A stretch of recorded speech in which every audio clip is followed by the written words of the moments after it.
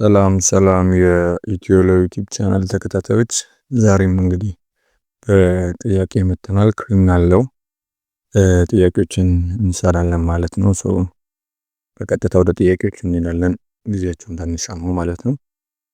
የመጀመሪያው ጥያቄ because there was a serious unrest in the city of Addis Ababa, large number of federal and Addis Ababa police are deployed to control such unrest. They were given instruction by respective police commissioners that they should control this unrest immediately and they should use the necessary force. እዚች ጋር ማርክ አድርጉ። the necessary force ይላል። Sergeant Adisu shot and warned a young man to disperse one isolated big crowd around Mescal Square. Which one is correct ይላል? የአዲስ አበባ ከተማ ላይ የሆነ ዩኒቨርሲቲ ነበር፣ ረብሻ ብጥብጥ ነበር። ያንን ኮንትሮል ለማድረግ አዲስ አበባና የፌደራል ፖሊስ እንትን አለ። ከነዚህ መሃል እንግዲህ ትዕዛዝ ተሰጣቸው በኮሚሽነሮቹ ሁኔታውን ለመቆጣጠር necessary force እንዲጠቀሙ ትዕዛዝ ተሰጣቸው። ታዲያ በዚህ መሰረት ሰርጀንት አዲሱ አንድን የሆነ እንትን ለመበተን ፈልጎ የሆነ ሰው ተኩሷ አቆሰለ። ስለዚህ ከዚህ በኋላ ካሉት ምርጫዎች ውስጥ ስለዚህ ጉዳይ ትክክል የሆነው የትኛው ነው ይላል። Here a crime is committed, the person who give the order is criminally responsible and is punishable አለ። B superior order is an absolute difference, therefore Sergeant Adisu is not criminally responsible for shooting the young man. C superior order is not a defense for the police, therefore Sergeant Adisu is criminally responsible for shooting the young. D superior order is a defense if Sergeant Adisu doesn't exceed express order given provided it is ይላል። ይሄኛውን በአጠቃላይ ስለ superior order ነው በክሪሚናል ኮዱ የተቀመጠው ማየት እንችላለን። ስለ superior order የክሪሚናል ኮዱ አርቲክል 73 እና 74 ናቸው። እንግዲህ ይህንን ዲስከስ የሚያደርጉት 73 ምን ይላል መሰላችሁ? responsibility for giving an order ይላል። in case of an act committed by a subordinate on the express order of administrative or military superior who was competent so to do, the person who give the order is responsible for crime committed and is liable to punishment. Here the subordinate's act constitutes a crime and didn't exceed the order given ይላል። የተሰጠውን እንትን ካላለፈ ሊሚት ካላለፈ ሳቦርዲኔቱ ያንን ካላለፈና ነገርየውም ወንጀል ነክ የሆነ ነገር ከሆነ ማነው ሪስፖንሲብል የሚሆነው? ትዕዛዙን የሰጠው ሰው ነው ማለት ነው። responsibility of the subordinate ደግሞ የሚቀጥለው the subordinate shall be liable to punishment if he was aware of the illegal nature of the order, in particular if he know that the order was given without authority or knew the criminal nature of the act ordered, such as in case of homicide, arson, or any other grave crime against person or national security or property, essential public interest or international law. ከዚህም በተጨማሪ ደግሞ ከላይ የተቀመጠው ነገር አለ ሊሚቱን ማለፉ። እነዚህን ሁለት ሴናሪዮች ማየት ብቻ በቂ ነው። የመጀመሪያው ሴናሪዮ አንደኛ ነገርየው የወንጀል ነቸር እንዳለው እያወቀ ነገር ግን ሱፒሪየር ኦርደርን ከሊሚቱ ኤክሲድ ሳያደርግ የበታችኛው ሰው እንትን ካረገ ተጠያቂ የሚሆነው የመጀመሪያው ነው። ሁለተኛ ደግሞ ነገርየው ወንጀል ነክ እንደሆነና ደግሞ ላይክ ትዕዛዙን የሰጠው ሰው ትዕዛዝ የመስጠት ስልጣን እንደሌለው እያወቀ ከሚሰራ ከሆነ ከታች ያለው ሰቦርዲኔቱ ነው ተጠያቂ የሚሆነው። እዚህኛው ኬዝ ላይ ላይክ በቃ እንትን ነው ይሄ ክሪሚናል ኔቸር የለው። ምክንያቱም ነገርየውን መቆጣጠር አለባቸው። እንደዛ ካልተደረገ ሊቆጣጠሩ አይችሉም። ስለዚህ ሰቦርዲኔቱ የመጀመሪያው ክሪሚናል ኔቸር ስለሌለው እና ኦርደር የመስጠት ስልጣንም ስላለው የመጀመሪያውን እንትን ትሬሾልድ ፓስ አድርጓል ወይም ተጠያቂነትን አምልጧል። በሁለተኛ ደረጃ ላይ ሰውየው ሊሚቱን አልፏል ወይ አላለፈም የሚለው ነው የሚታየው። የተሰጠን ትዕዛዝ necessary force ተጠቀም ተብሏል። necessary force ላይክ ያንን ሲሪየስ የሆነ አሬስት እንትን ለማለት ሾት ማድረግ ሊያስፈልግ ይችላል። ስለዚህ ይህኛውንም ሊያልፍ ይችላል። ካሉት ምርጫዎች ጋር ታዲያ ከነዚህ ሀሳቦች ጋር የሚስማማው የትኛው ነው? superior order is a defense if sergeant addition doesn't exceed the express order given provided it is so it is legal ወይም ክሪሚናል ኔቸር የሌለው ከሆነና ያንን ካላለፈ እንትን ነው ማለት ነው። ምናልባት ከዚህ ጋር ትንሽ ሊቀራረብ የሚችለው a crime is committed, the person who gave the order is criminally responsible and is punishable. Actually that's true. ግን our case ነገርየው ክሪሚናል ኔቸር አለው ብለን እንትን ልንል አንችልም። ምክንያቱም ኦልሬዲ ተመጣጣኝ የሆነ እርምጃ እንትን ባሉ ተብሎ የተሰጠ ስለሆነ the most like በደንብ እንትን የሚለው ሴንስ የሚሰጠው ምርጫ ዲ ነው ማለት ነው። ሰው ሁለት አጨቃጫቂ ነገሮች ብዙ ጊዜ ተቀራራቢ ነገሮች ይመጣሉ especially in criminal case. so ይሄኛው ነው የመጀመሪያው ጥያቄ። ሁለተኛ suppose the provision of criminal code without specifying the consequence punishment merely prohibits selling matters without indicating the material composition of such matters. Defendant is selling the matters to the market without such labeling the material composition. The public prosecutor charges the defendant for breaching such provision of the criminal code. Which one of the following is correct? የመጀመሪያውን መስመር በደንብ ማየት ነው። suppose the provision of criminal code without specifying the consequent punishment really prohibiting selling. so እንትኑን አላስቀመጠም ቅጣቱን አላስቀመጠም፣ ነገር ግን ይሄን እንደዚህ ማድረግ ብቻ ወንጀል ነው ይላል ማለት ነው። so ከዚህ ከሚከተሉት ውስጥ ኮሬክት የሆነው ነው defendant is criminally responsible for violation of criminal code. no way. it's against the principle of legality. that means no law no punishment ከሚለው ጋር እንትን ይላል ይጣረሳልና አይሆንም። defendant conduct is not punishable because it is contrary to the principle of presumption of innocence. presumption of innocence ጋር ምንም ያገናኘው ነገር የለም። እሱኛው ሌላኛው ፕሪንሲፕል ነው። ሰውየው innocent ነው አይደለም የሚለው ሳይሆን የተጣፈ ቅጣት አለ ወይ የሚለው ነው የመጀመሪያው እንትን ማለት ነው። ሁለተኛ defendant's conduct is not punishable because it is contrary to the principle of legality. ይሄኛው ነው ማለት ነው። ምክንያቱም principle of legality article 2 ላይ በክሪሚናል ኮዱ ላይ አንደኛ የተጻፈ ህግ ከሌለ ወይም ባልተጻፈ ህግ ወንጀለኛ ማለት አይቻልም።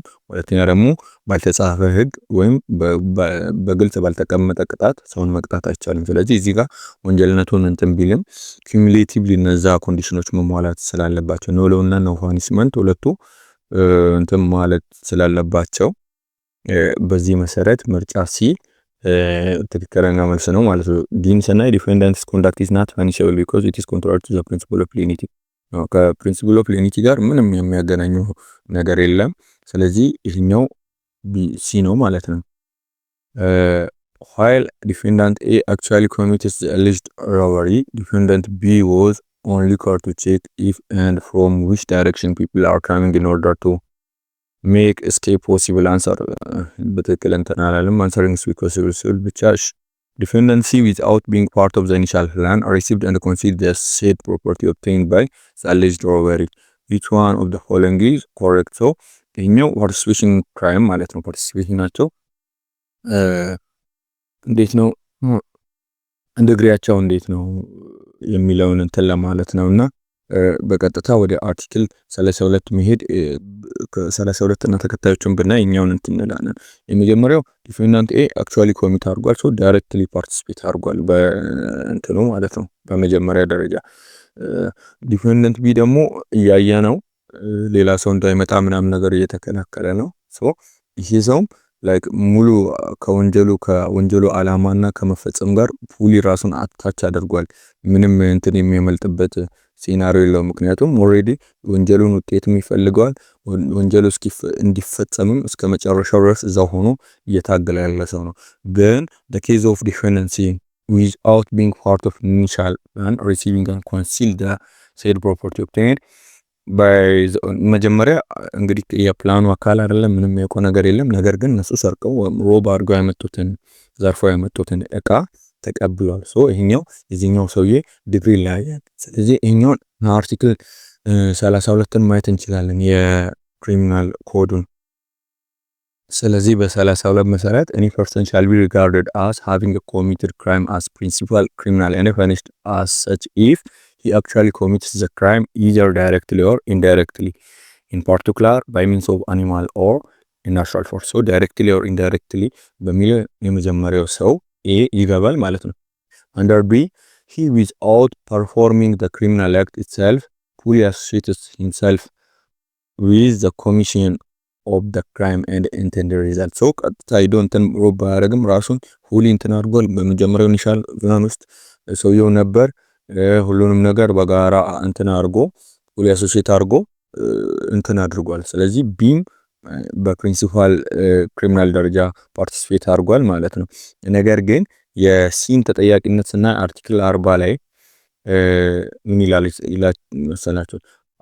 accessory after the fact ይልና whoever after the crime has been committed assists a criminal either by hiding or him or helping him to escape prosecution or punishment or by receiving the proceeds of his crime. So by receiving his proceeds of this crime shall be punished in accordance with the provision of special part of this code dealing with article 445, 460 and 682. So 682 በግልጽ ይኛው ስለምን እንደሆነ እናገራል ማለት ነው። ይኛው እቃዎችን የመሸሸግ ወንጀልን የሚገልጽ ስለሆነ እሺ ዲግሪው ከሌሎቹ ይለያያል ማለት ነው ፓርቲሲፔሽን። ስለዚህ ምርጫዎቹን እኔ የመጀመሪያው ምርጫ all the defendant have equal participation in the search are subject to the same punishment forever ይላል።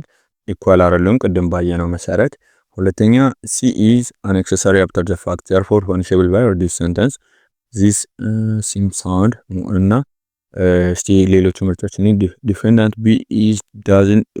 doesn't have actual participation in the conduct other than reaching to እኛው ትክክል አይደለም። ይኸው በ32 ቢ መሰረት ፓርቲሲፓንት ያውም ዳይሬክትሊ ፓርቲሲፔት አድርጓል በመጀመሪያ ደረጃ። C is punishable as receiver of stolen property ያ C is እንደ ፋኒሼብል ነው ግን አኔክሰሰሪ አፍተር ዘ ፋክት ነው C።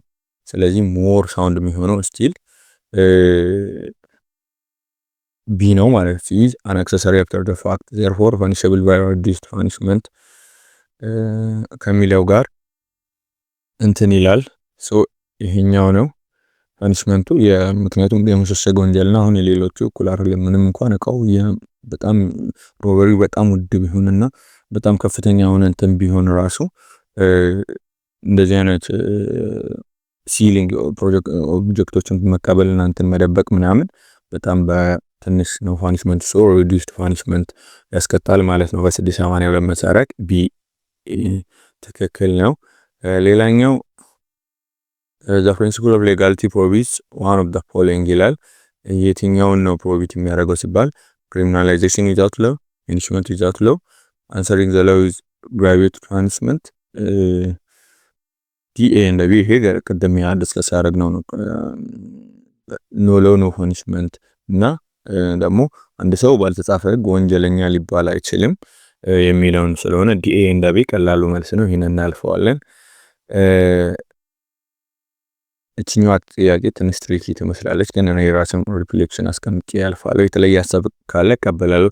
defendant approached victim, talked to her nicely and they were chatting for a while and walking a few 10 of meters. As soon as the defendant approached an opaque place, he snatched her mobile phone and ran away. He was then chased and caught by nearby young men. Suppose you are the public prosecutor, how would you charge him?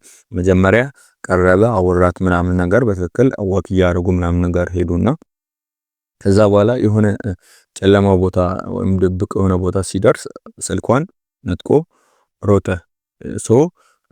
በየትኛው ነው ቻርጅ የምታደርገው አይነት ነው?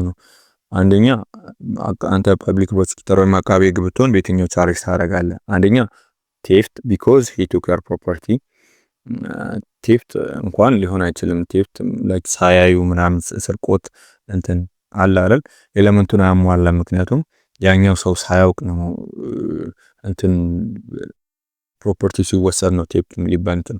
robbery because the value of the mobile phone is of significant value.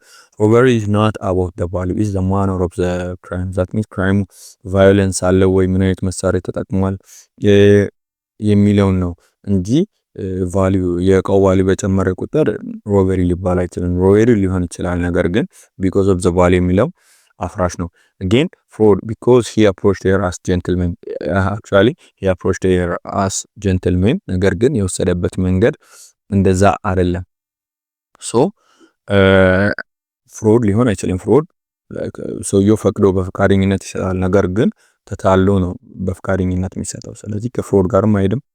ሞር የሚሄደው ሮበሪ ነው። ስቲል ግን ቫዮለንስ ስላለው ሮበሪ ነው። ግን because of the value of mobile phone have significant value ስለሚል ሳውንድ አይደለም። ስለዚህ መልሱን በእኔ በኩል ዲና ነው ጻባብ፣ በእርግጠኝነት ዲና ነው ጻባብ ነው የሚሆነው። የተለየ ሀሳብ ካለ I'm ready to accept ማስቀመጥ ትችላላችሁ በኮሜንት ሴክሽን። ሌላኛው 6 defendants were charged for homicide in the first degree. Based on the evidence presented by the prosecutor, they were convicted of homicide in the first degree. In the determination of punishment, እንዴት ነው የሚደረገው? determination of punishment homicide in first degree ነው እንትን የተባሉት እና in order for conspiracy to be aggravation it must be proved። እሺ የመጀመሪያው ነው B because it is committed by 6 people conspiracy is assumed አይመስልም። their role in the act is important for the determination of the sentence ከአግራቬሽን ጋር አይገናኝም። ሮል አላቸው ብዙም ዲተርሚኔሽን ኦፍ እንትን ላይ again conspiracy could be on aggravation conspiracy እዚህ ጋር ደጋግሞታልና ስለ ኮንስፓይሬሲ እንደሆነ እንትን ትላላችሁ።